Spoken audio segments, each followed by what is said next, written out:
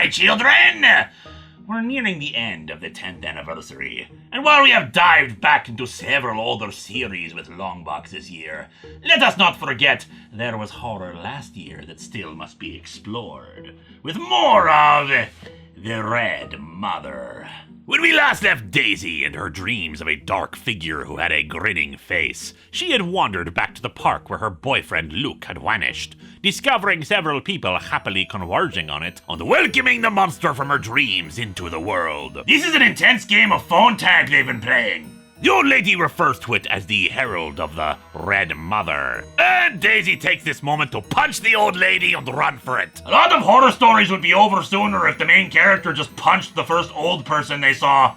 She gets away from the throngs of people and into a crowd of non-creepy worshippers. But of course, with her prosthetic eye, she is the only one to see the Herald as it pursues her. She heads down into a subway tunnel and it seems to speak her name, which is the sign for her to shove the monster into the subway tracks and destroy it. And while no one can see what it was that was destroyed, its black viscera is certainly visible, especially on poor Daisy. Still, the destruction of the Herald seems to put an end to her nightmares for the time being. Ty, her boyfriend's brother, informs her that the family has decided to finally hold a funeral for Luke, despite still no evidence of his death. After attending, she elects to leave for London, taking the job offered by the puzzle artist Leland. 3 weeks later, she's making progress on the piece, the fourth lock coming together easily. She goes out with her friend Cordy and some other co-workers to a pub, even getting encouragement from them to chat up a boy she's had a crush on. It goes well!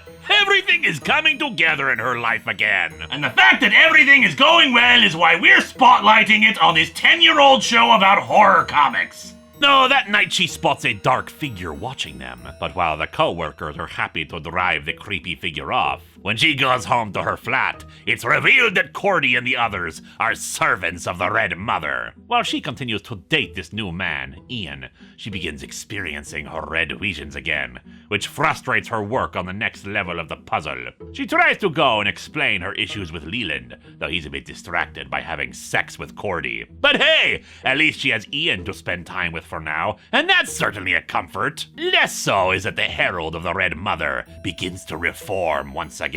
And once more the Herald affects more than just her vision, as she and Cordy walk to the office to find black ooze on the front of it. Still, Daisy is able to complete the final lock and releases a small red statue that gives her a headache. There is writing on it that Cordy says she will examine, but Daisy is certainly not safe as she spots the Herald approaching again, until she manages to run to Ian. While spending the night together, Cordy messages her and encourages her to come meet with her to learn what the writing said, while the Herald pays Ian a visit. The middle section of the Red Mother does not have lots in terms of scares and is, well, the middle of a story, but it's still got plenty of spooks to enjoy as we move towards its ending. Just like we're moving to the end of this year's Longbox.